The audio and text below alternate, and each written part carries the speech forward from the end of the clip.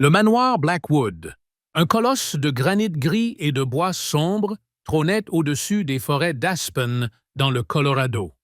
En ce froid matin de février, la villa, qui représentait des milliards de dollars de triomphe technologique, ne ressemblait pas à un foyer, mais à un mausolée glacé érigé au cœur des majestueuses mais impitoyables montagnes rocheuses. Dans la bibliothèque, une pièce qui sentait plus l'odeur du chêne brut que la vie se tenait Ethan Vance. Ce milliardaire autodidacte de 40 ans, dont le nom était synonyme d'efficacité impitoyable dans la Silicon Valley, semblait être un homme qui venait d'acquérir l'impossible, une garantie d'échec. Devant lui, à une table en acajou luisant, était assis le docteur Alistair Finch, le plus éminent spécialiste des maladies auto-immunes rares des États-Unis. J'ai examiné tous les dossiers, Monsieur Vance. Nos tests à Denver, ainsi que les consultations avec les cliniques de Zurich et de Boston, sont sans équivoque. Le syndrome de Vance, une forme agressive de vascularité auto-immune, ronge votre corps de l'intérieur. La voix Dr. Finch, habituellement empreinte d'autorité, était inhabituellement douce. Il poussa une série de diagrammes cliniques sur la table. Chacun affichait une courbe abrupte plongeant vers le bas, visualisant l'extinction de la force vitale de ses filles. Lena Maya et Chloé. Toutes trois sont touchées. Leurs reins, leurs poumons, tout s'effondre. Je suis profondément désolé. Nous ne pouvons plus proposer que des soins palliatifs. Il leur reste, avec de la chance, 3 à 4 semaines. Ethan Vance ne bougea pas. Sa posture était si rigide qu'il semblait être une statue de la dénégation. Il ne regarda pas les courbes. Il fixa le médecin comme s'il s'agissait d'un employé incompétent lui présentant un rapport erroné. Des semaines, c'est inacceptable. Je suis Ethan Vance. J'ai bâti des entreprises de toutes pièces, j'ai révolutionné des marchés. Dites-moi quel est le problème, Dr. Finch, et je le financerai. Je peux créer un nouvel institut de recherche dédié à cette maladie. Je peux acheter tous les brevets. Dites-moi combien coûte la survie de mes enfants. Le Dr. Finch soupira, la fatigue de sa profession pesant sur ses épaules. Le prix, c'est le temps, Monsieur Vance, et nous n'en avons plus. Dans cette situation, l'argent n'est rien d'autre que du papier coloré. Il ne peut acheter de l'espoir là où il n'y a plus de base médicale. Je vous conseille d'engager les meilleurs soignants palliatifs. Et si je puis me permettre, soyez simplement leur père dans ce dernier temps. Les derniers mots du médecin frappèrent Ethan plus durement que le verdict de mort lui-même. Soyez leur père. Depuis que sa femme Clara était décédée 3 ans plus tôt dans une avalanche, Ethan avait largement délégué son rôle de père. Il s'était réfugié dans son travail, car le silence oppressant de la maison était insupportable. Il avait cru que les meilleurs soins, les meilleures écoles et une vie d'abondance compenseraient son absence. Maintenant, il réalisait la vérité cynique, sa richesse lui avait donné l'illusion du contrôle, mais pas la capacité de protéger ce qui comptait le plus. Après le départ du Dr. Finch, Ethan passa des heures à passer des appels téléphoniques dans une rage et un désespoir paniqués. Il offrit des millions, il supplia, il menaça. La réponse était toujours la même, un refrain glacial. « Nous sommes désolés, Monsieur Vance. Il n'y a plus rien à faire. » L'atmosphère du manoir Blackwood se condensa en un silence froid et terrifiant. Le personnel se déplaçait sur la pointe des pieds, les visages blêmes. La spacieuse chambre des triplés qu'il avait transformée en une unité de soins intensifs privés était un lieu d'horreur. Il s'y rendit. Lena, la meneuse, était allongée immobile, les yeux fermés. Maya, toujours si pleine de vie, n'avait plus qu'un pouls faible. Chloé, la plus jeune et la plus fragile, respirait faiblement sa petite main, serrant un lapin en peluche. « Mes anges, murmura Ethan, la voix brisée. « Je ne vous laisserai pas partir. Je l'ai promis à votre mère. » Mais il savait que ces mots sonnaient creux. Son pouvoir s'arrêtait aux limites de la biologie. Dans un dernier acte irrationnel de désespoir, il ordonna à son assistant via un système de communication interne. « Ne cherchez pas quelqu'un avec un diplôme médical. J'ai besoin de quelqu'un pour les divertir. Quelqu'un qui leur enlève la peur. Peu importe qui. » Le lendemain matin, alors que le ciel au-dessus du Colorado était aussi gris que la façade du manoir, une silhouette inhabituelle apparut au portail. Elara Dubois. Elle portait un manteau beige usé et une petite valise ancienne. À 30 ans, elle ne ressemblait pas à l'infirmière professionnelle et polie que l'on s'attendait à voir dans une maison comme celle-ci. Elle dégageait quelque chose de terre-à-terre de calme, en contradiction avec l'agitation du manoir. Monsieur Davis, le majordome rigide, l'examina de haut en bas. « Votre dossier indique que vous n'avez aucune qualification, Madame Dubois. Vous n'êtes même pas une infirmière diplômée. » Elara sourit un sourire doux et sincère qui fit fondre l'espace d'un instant la froideur dans les yeux de Davis. « C'est exact. Je suis une soignante du cœur. J'ai travaillé pendant des années dans des hospices et en accompagnement de fin de vie dans les Alpes françaises. J'ai vu que les meilleures machines et les meilleurs médicaments échouent souvent lorsque l'âme du patient abandonne le combat. Et vous pensez pouvoir sauver 3 enfants mourants avec quelques histoires, demanda Davis incrédule. Je ne vais pas les sauver, monsieur. Je vais leur montrer qu'ils ne sont pas seuls. Et je vais les aider à se souvenir pourquoi il vaut la peine de respirer profondément une fois de plus. Lorsque Ethan Vance apprit l'arrivée de cette soignante du cœur, il dévala l'escalier. Son visage était un masque de fatigue et de colère. « Qui êtes-vous? » J'ai demandé une soignante, pas une guérisseuse spirituelle, Elara Dubois, Monsieur Vance. Je suis ici pour aider vos filles à surmonter leur peur de l'obscurité. Mes filles ont besoin de solutions scientifiques. Madame, pas de phrases poétiques. J'ai dépensé une fortune pour payer les meilleurs médecins. Que pouvez-vous offrir, vous, une femme sans formation, que eux n'ont pas pu? Elara le regarda calmement. Ses yeux étaient chaleureux, mais fermes comme une petite lumière dans l'obscurité. Les médecins vous ont dit que l'argent ne peut pas acheter du temps. Ils ont raison. Mais il y a quelque chose qui peut remplir le temps. Je leur offre de l'humanité. Vos filles ne sont pas seulement des patientes atteintes d'un syndrome rare. Ce sont de petites filles qui ont oublié comment rire parce qu'elles craignent davantage ce qui vient après le sommeil que la douleur elle-même. La pièce devint silencieuse. Les mots d'Elara ne frappaient pas. Ils s'enfonçaient profondément dans le cœur endurci d'Ethan. Il ressentit une pointe de lucidité.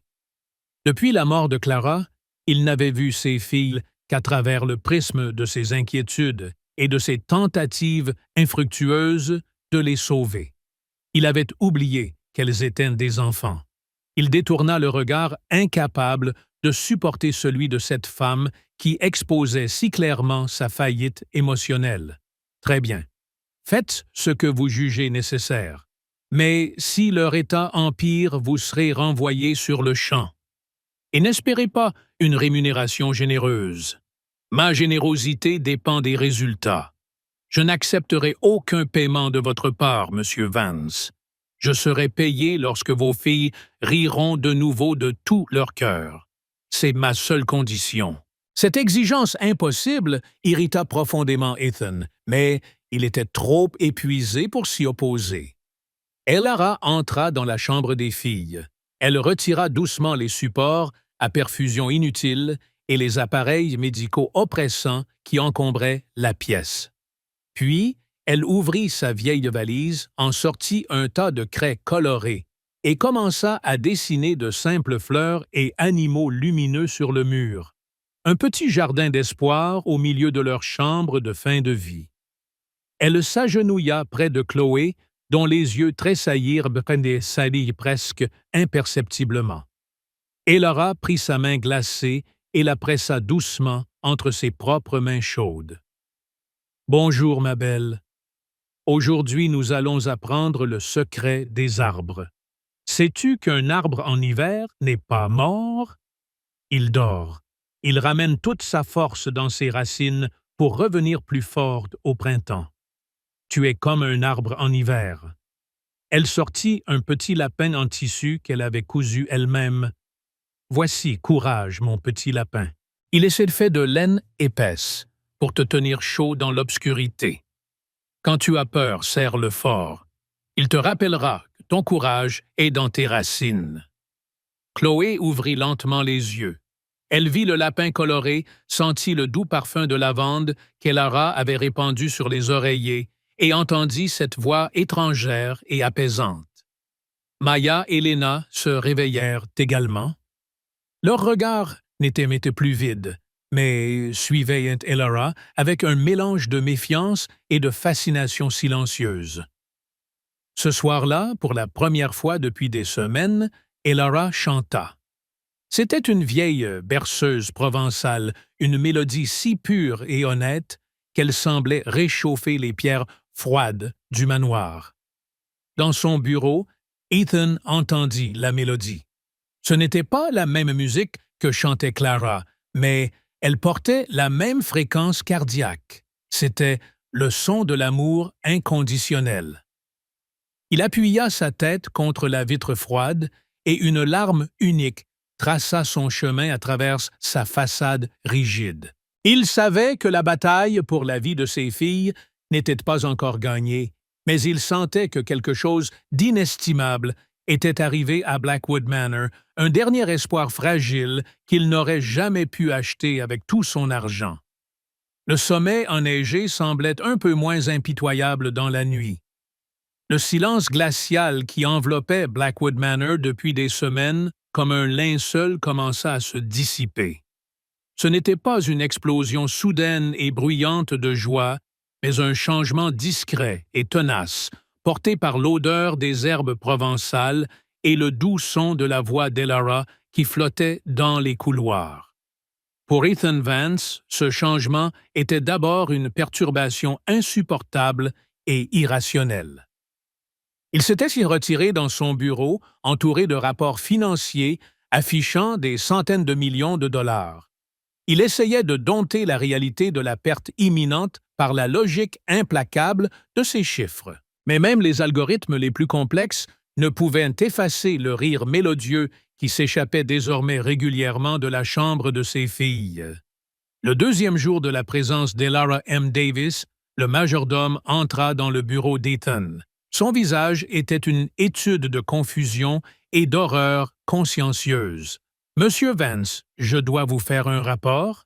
Madame Dubois? » Eh bien, elle a transformé la chambre des filles en une sorte de salle de jeu. Et ça sent le soleil. Ethan leva les yeux de son écran, les yeux rougis par le manque de sommeil. Le soleil, expliquez-vous. Elle a poussé les lits d'hôpital sur le côté et a installé les enfants dans un cercle de couverture épaisse et de coussins. Elle n'utilise plus d'appareils, mais des histoires. Ce matin, les filles ont plié des oiseaux en papier, et Maya a dit haut et fort qu'elle avait faim. Vous savez, c'est le premier signe d'appétit depuis la dernière chimiothérapie. L'appétit est un signe physique, Davis. C'est surprenant. Mais ce n'est pas une preuve de guérison, rétorqua Ethan, bien que son cœur fît un bond involontaire. Et les infirmières. L'infirmière de nuit a démissionné, monsieur. Elle a dit qu'elle n'était pas formée pour des tâches de nounou. Mais Lena, qui est habituellement si stoïque, a offert à Madame Dubois une de ses flocons de neige fabriqués ce matin. L'esprit d'Ethan tenta d'analyser la situation. Était-ce un effet placebo? Le simple relâchement psychologique avait-il provoqué un soulagement temporaire des symptômes Il avait payé pour des faits médicaux, pas pour des astuces psychologiques. Pourtant, le rire de ses filles, qu'il entendait à nouveau, était un fait irréfutable. En fin d'après-midi, alors que le soleil traçait une bande rouge feu sur les sommets enneigés, Ethan se glissa dans le couloir. Il se disait qu'il devait rétablir l'ordre, mais en vérité, il était poussé par une curiosité brûlante qu'il refusait d'admettre. Il poussa la porte de la chambre de ses filles d'un minuscule interstice. L'intérieur de la pièce était une scène qu'il n'aurait jamais imaginée même dans ses rêves les plus sombres. La lumière était douce, filtrée par des images colorées peintes sur les fenêtres par Elara. Elara était assise par terre et les triplés blottis, les unes contre les autres, l'entouraient. Elle tenait un vieux carnet relié de cuir et racontait une histoire sur un ermite qui cueillait des étoiles dans le ciel pour réchauffer le monde. Et l'ermite dit « Vous êtes les gardiens de votre propre flamme. La maladie peut brûler le bois, mais elle ne peut éteindre la lumière que vous portez dans votre cœur. Vous devez prendre vos plus beaux souvenirs. Le rire de votre mère, l'odeur du pain frais, la sensation de victoire après une descente en luge et en faire vos petits phares. » Lena, la plus âgée et la plus intellectuelle, demanda avec une clarté qui surprit Ethan. « Mais, mademoiselle Elara, le médecin a dit que notre flamme s'éteindrait bientôt. » Elara posa doucement sa main sur le front de Lena. « Les médecins voient les symptômes, ma chérie, mais ils ne voient ni pas les racines. Votre âme est comme une montagne profonde et inébranlable. Ce soir, nous célébrerons notre propre fête des Lumières. Nous rappellerons à l'obscurité qu'elle peut venir, mais qu'elle ne nous effraie pas. » Ethan vit Chloé, dont les mains tremblaient depuis des semaines et qui pouvait à peine tenir quoi que ce soit, essayer de plier un petit morceau de papier de soie colorée. C'était un effort laborieux et douloureux, mais elle souriait, elle vivait, elle se battait. Et tout cela à cause d'une simple histoire sur un ermite. Une pointe d'amère jalousie traversa Ethan. Il avait dépensé des millions pour maintenir ses enfants dans un lit d'hôpital stérile. Cette étrangère, avec rien, avait accompli ce que sa fortune n'avait pas réussi à faire.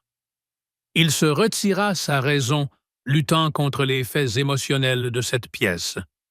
Le lendemain matin, Ethan convoqua Elara dans son bureau. Il avait passé la nuit à examiner ses maigres références. « Madame Dubois, j'ai vérifié votre passé. Vous avez abandonné vos études de psychologie pour travailler dans les soins palliatifs.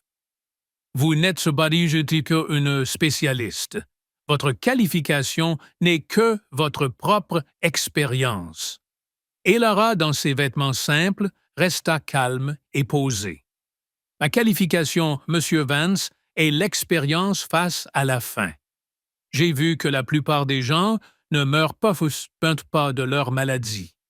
Ils meurent parce qu'ils oublient qu'on les aime ou parce qu'ils ont peur de l'oubli.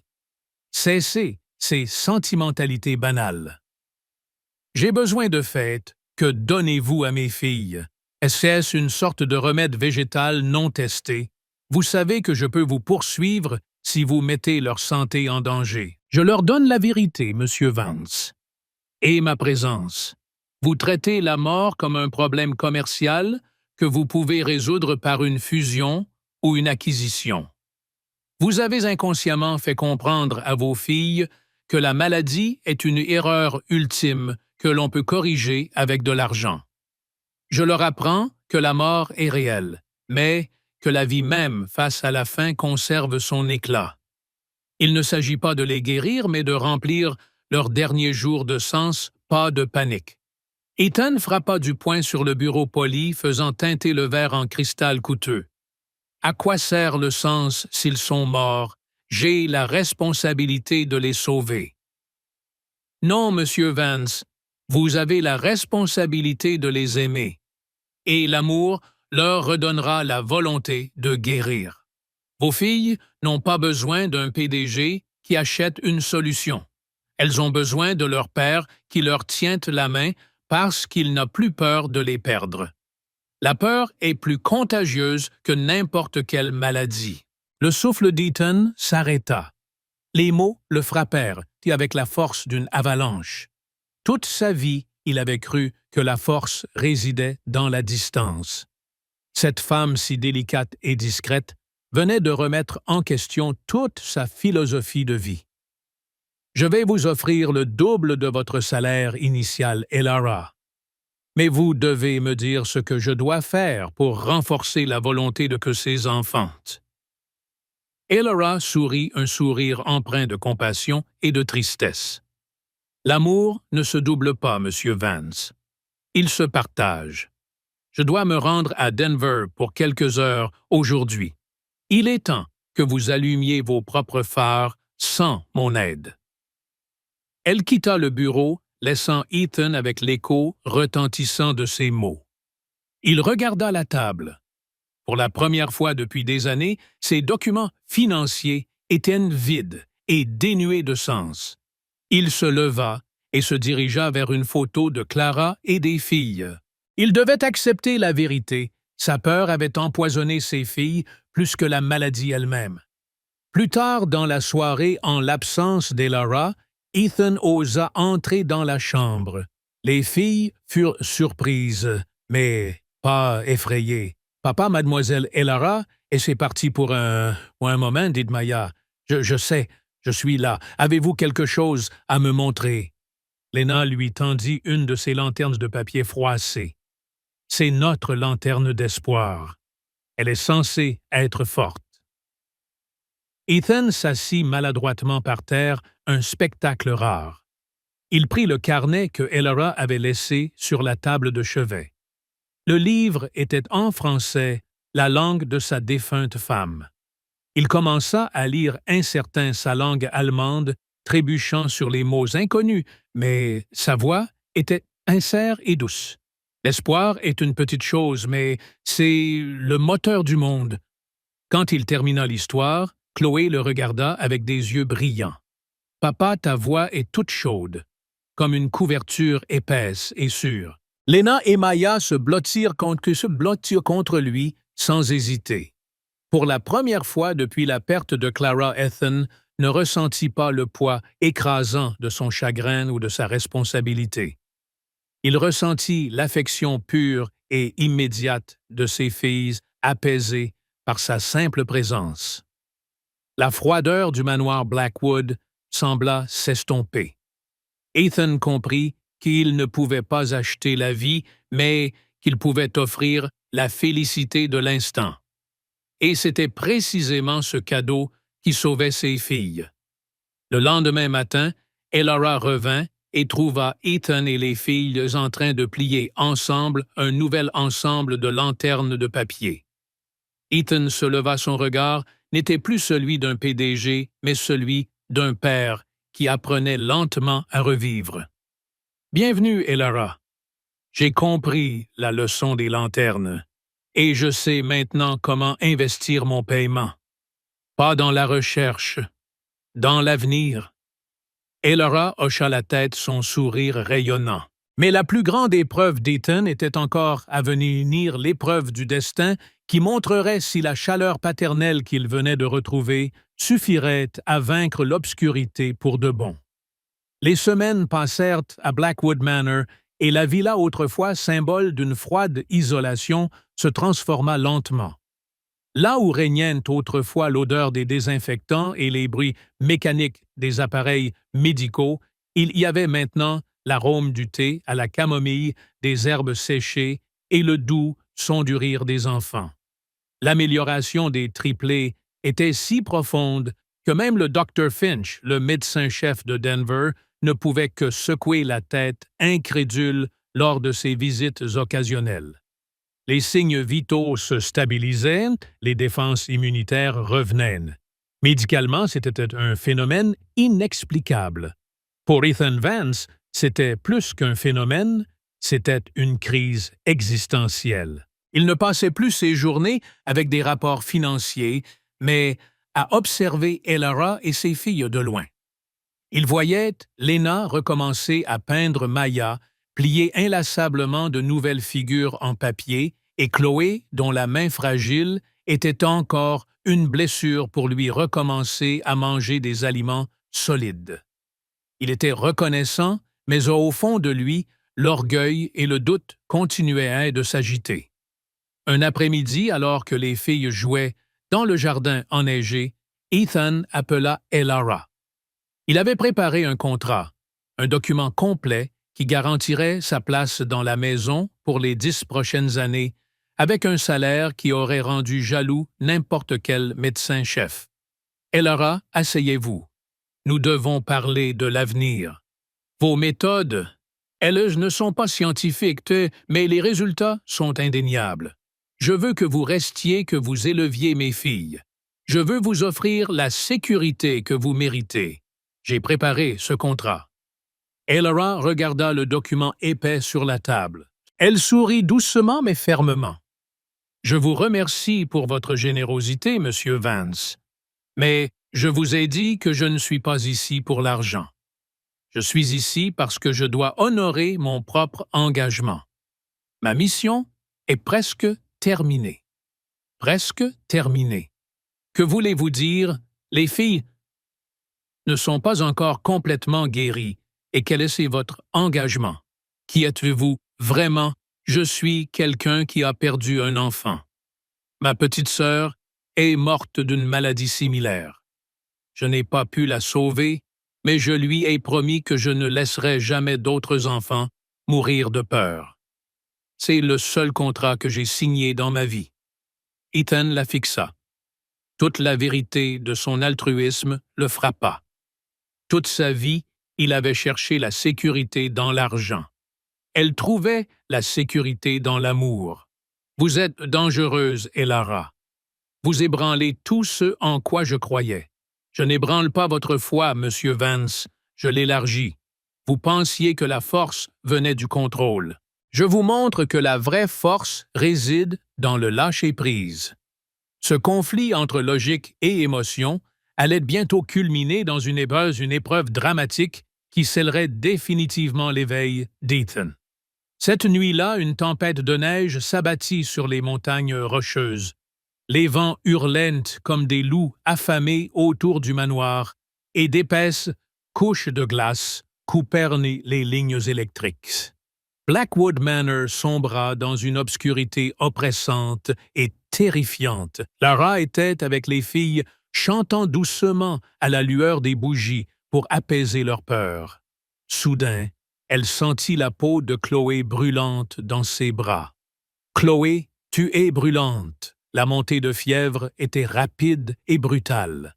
Chloé haletait de ses yeux, étaient vitreux. Son petit corps commençait à trembler. C'était une rechute, une révolte désespérée de son système immunitaire affaibli, déclenchée par le froid et l'obscurité. Papa cria Lena paniquée. Chloé Ethan se précipita dans la chambre. Il vit l'état de Chloé et ses peurs ancestrales ressurgir. Tout le contrôle qu'il avait péniblement regagné s'effondra. Appelez le médecin. Appelez le Durfinch, l'hôpital. Il saisit le téléphone d'urgence, mais il était mort. La tempête avait coupé toutes les communications. « Ça ne marche pas, papa. Tout est mort, pleura Maya. Ethan frappa le mur de son poing. Sa détresse était palpable. Il était l'homme le plus riche du Colorado, mais en cette heure d'obscurité totale, il était plus impuissant qu'un sans-abri. Elara se tourna vers lui, sa voix claire et tranchante. « Il faut la refroidir tout de suite, de l'eau froide des serviettes. Maintenant, nous sommes seuls. » Alors qu'Ethan, partagé entre la panique et l'obéissance, suivait les instructions, l'état de Chloé se détériora dramatiquement. Son souffle s'arrêta. Ses yeux se révulsèrent. Son petit corps s'effondra. Elara. Son cœur. « Il ne bat plus !» cria Ethan en tâtant sa poitrine. Lena et Maya éclatèrent en sanglots hystériques. Ne la laisse pas mourir, papa. S'il te plaît, Ethan s'effondra au sol, sa tête tombant sur le corps immobile de Chloé. Ma chérie, non, s'il te plaît, je t'aime. Ne pars pas. Il pleura un son bruyant et brut de capitulation totale. Elora Dubois, dont les mains tremblaient, mais dont les yeux étaient pleins d'un amour déterminé, s'agenouilla à côté de lui. Elle vous a entendu, Monsieur Vance, mais ce n'est pas fini. Elle a retrouvé la volonté. Nous devons nous battre pour elle maintenant. Elle repoussa Ethan doucement. Sans hésiter, elle commença la réanimation, ses doigts pressant rythmiquement la petite poitrine de Chloé. Elle chantait en même temps, les larmes aux yeux, sa voix luttant contre le vent hurlant, reprenant la vieille berceuse provençale.